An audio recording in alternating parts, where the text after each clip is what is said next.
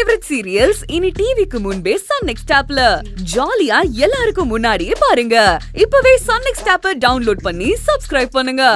இதுக்கு முன்னாடி எத்தனையோ நாள் உங்க கூட உங்க வீட்ல ஒரே ரூம்ல நான் தூங்கி இருக்கேன். அப்படி ஒரு சாதாரண நாளா இதுவும் இருந்துட்டு போட்டுன்னு நினைச்சதே. உங்க கூட இந்த ரூம்ல தங்க சம்மதிச்சேன். ஆனா இப்போ இதையெல்லாம் பார்க்கும்போது என் மனநல தலைகீழா மாறி இருக்கு. இந்த சூழ்நிலையில நான் உங்க கூட இருக்க விரும்பல.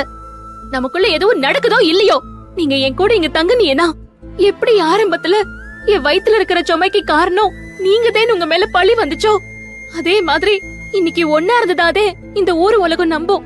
யார் நம்புறாங்களோ இல்லையோ, மகேஷ் சார் நம்புவாரு. நாம ரகுவ தேடுற போராட்டம்லாம் திசை மாறி மறுபடியும் நீங்க தான் எல்லாத்துக்கும் காரணம்னு வந்து நிக்கும். அப்படி ஒரு பழி சொல்லுக்கோ இழி சொல்லுக்கோ நான் இடம் கொடுக்க தயாரா இல்ல. இல்லைங்க, என்னதான் நமக்குள்ள கட்டுப்பாடு இருந்தாலும் நமக்குள்ள இருக்க கணவன் மனைவிங்கிற உறவும் அதுக்கான உரிமையும் நம்மள தப்பு பண்ண வச்சிரும். அதனாலதான் சொல்றேன், நான் உங்க கூட மனைவிங்கிற ஸ்தானத்துல ஒரே படுக்கையில படுக்க முடியாத, சரியா வராது.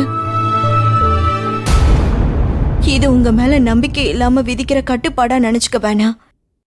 என் மேல நம்பிக்கை இல்லாம எனக்கு நானே விதிச்சுக்கிற கட்டுப்பாடா நினைச்சுக்கோங்க. நான் இங்கன கீழே படுத்துக்கிறேன், நீங்க மெத்தையில படுத்துக்கோங்க. நீ சொல்றதும் சரிதான் கோகி. சூழ்நிலை நம்மளை எப்படி வேணாலும் முடிவெடுக்க வைக்கும். அது கட்டாயத்தால் எடுத்த முடிவா இல்லாம ரெண்டு பேர் மனசும் ஒத்துப்போய் எடுத்த முடிவா இருக்கணும்னு நான் நினைக்கிறேன். இந்த சந்தோஷமான நிகழ்வு நமக்குள்ள அதுவா இயற்கையா அமையட்டும். அது வரைக்கும் நான் காத்துக்கிட்டு இருக்கேன். நீ போய் படுத்து தூங்கு.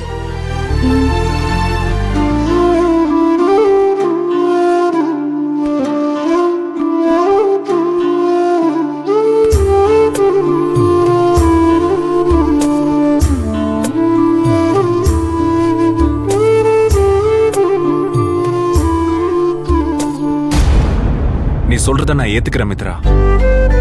என் மனசு கிளியரா இருக்கு. இந்த மாதிரியான செட்டப் எல்லாம் எந்த விதத்திலையும் என் மைண்டை டிஸ்டர்ப் பண்ணாது. மனசு அளவுல ஒரு பெரிய டிட்டாச்மெண்ட் இருக்கும்போது நீ எனக்கு எவ்வளவு க்ளோஸா இருந்தாலும் அது எனக்கு எந்த விதத்திலையும் பாதிக்காது. என்னை பொறுத்த வரைக்கும் நீ என்னோட பெஸ்ட் ஃப்ரெண்ட். நீ என் பக்கத்துல படுத்து தூங்குறதுனால எனக்கு எந்த ப்ராப்ளமும் இல்லை. தாராளமா தூங்கலாம். Good night.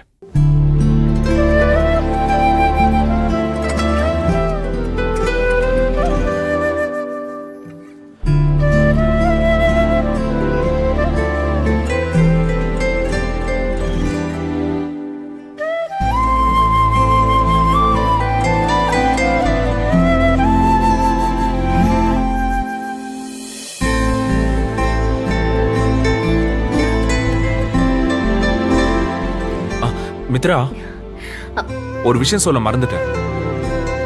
நான் டீப்பா தூங்கும்போது ஒருவேளை என் முகத்துக்கு நேரா ஏதாவது கொசுவோ இல்ல பூச்சியோ பறந்தா என் தூக்கம் கலைஞ்சிடக்கூடாதுன்னு நீ ரொம்ப க்ளோஸா வந்து அத விரட்டுறேன்னு சொல்லி எதுவும் பண்ணிராத. என் தூக்கம் டிஸ்டர்ப் ஆயிடும். அதுக்காக தான் சொன்னேன். Got it? Okay Mahesh. Thank you. அப்போ நான் என்ன ட்ரை பண்றேன்னு தெரிஞ்சுதான் என்ன அவாய்ட் பண்றியா நீ?